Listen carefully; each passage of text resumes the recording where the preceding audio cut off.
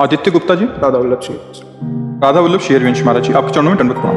महाराज जी, आपसे सदैव विवेक शब्द सुना है, कृपया विवेक क्या है, इसका भगवत मार्ग में क्या महत्व है? जो सत और असत का निर्णय करने की सामर्थ्य है उसका नाम विवेक है।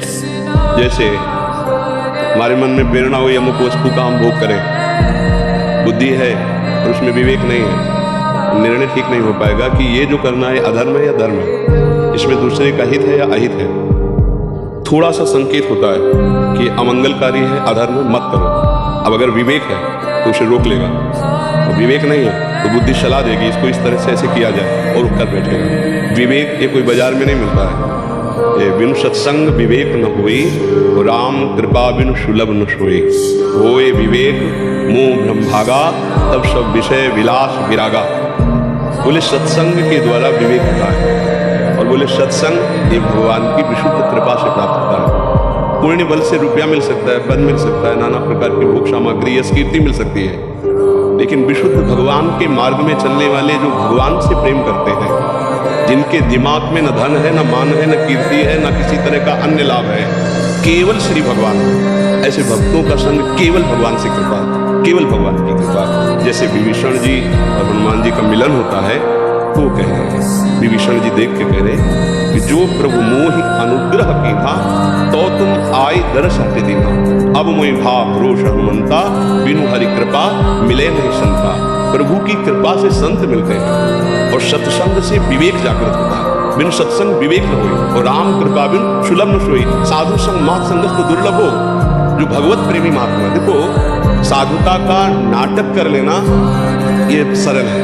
2 घंटे के लिए कोई साधु का नाटक कर सकता है या पूरे जीवन नाटक कर सकता है, लेकिन साधुता के मार्ग पर चलना ये बहुत कठिन है। और ये भगवान जानते हैं कौन कैसे चलता है। तो भगवान जब कृपा करते हैं तो अपने साधु का संग लेते हैं, अपने जो भगवान की प्रीति में, जिनके लक्ष्य में पूरे संसार को 3 विभाग में रख दिया गया, एक कंचन, एक कामिनी और एक कीर्ति। पूरे पूरे त्रिभुवन के भोगों को 3 में रख दिया गया। एक है अर्थ, वित्तेश्वर शास्त्रीय भाषा में, और शाब्दिक भाषा में कंचन, एक है पुत्रेश्वर सांसारिक भाषा में कामिनी, और एक है कीर्ति, प्रणाम नमस्कार यश कीर्ति नाम आदि। इन तीनों से राग रहित जो पुरुष है उसे संत कहते हैं, जो 3 मकाद पर विजय प्राप्त की, मदन, मद और मोह।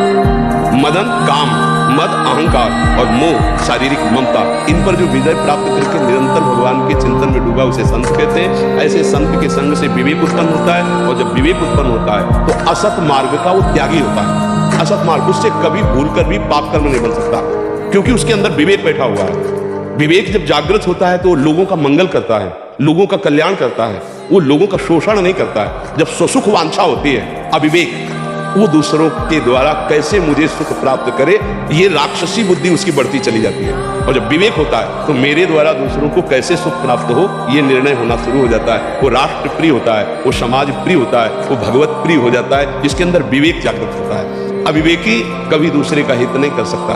वो अगर मित्रता भी करता है तो कोई स्वार्थ की बुद्धि रख के करता है। विवेकी मित्र जब बनाता है तो उसे मंगल मार्ग में चलाता है। कुपथ निवार सुपंथ चलावा। तो आज के मित्र अविवेकी हैं। ये जो आज व्यवहार चला है ना मित्रता का, ये मित्रता का नहीं शत्रुता का चला है। कुपंथ निवार सुपंथ चलावा।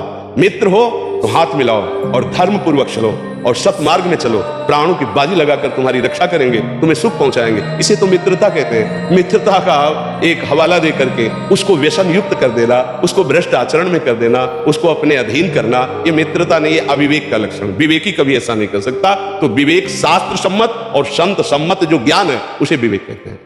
राधे राधे महाराज जी। महाराज जी, मैं पिछले 6 महीने से यूट्यूब के माध्यम से आपको सुन रहा हूँ, और बहुत मोटिवेशन मिलता है मेरे को। हर रोज़ मैं नाम जप करने का भी प्रयास करता हूँ। पर महाराज जी, मैं बेंगलोर में IT में जॉब करता हूँ। वहाँ मैं 10 से 15 मिनट ही निकाल पाता हूँ, और ऐसा भी होता है कभी कभी 15 से 18 घंटे मेरे को काम करना पड़ता है। फिर आके वही विकार, ओवर थिंकिंग, स्ट्रेस आ जाता है। महाराज जी, इतना 15 से 18 घंटे तक जब आप काम करते हैं तो उसके बीच में अगर हम 1-1 घंटे में एक बार राधा बोले तो क्या घाटा हो जाएगा? 1 घंटे में एक बार राधा बोलने का क्या आपको चांस नहीं मिलता है?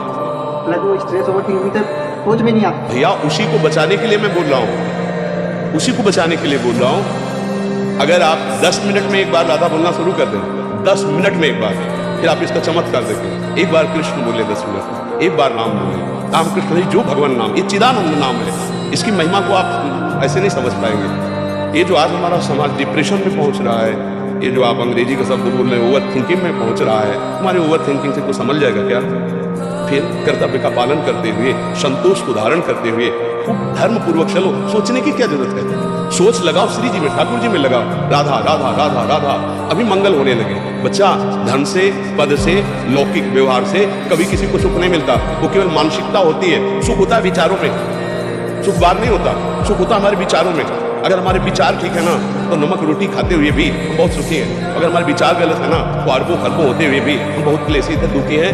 आप तो मतलब अपने को केवल जानते हो, लेकिन जो भगवान को जानता हो सबको जानता हो। इतना बात समझ लो, संपूर्ण सृष्टि भगवान की है, तो सब कुछ पता होता है कि आपके चित्त में क्या स्थिति है, आपका मन कहाँ चल रहा है। क्योंकि जब भगवान में मन को लगा दिया तो और मन कौन काया रह जाएगा। तो ये जो आपके अंदर सोच बन रहती है व्यर्थ के चिंतन की, हम केवल उतना समय आपसे मांगते हैं अध्यात्म के लिए।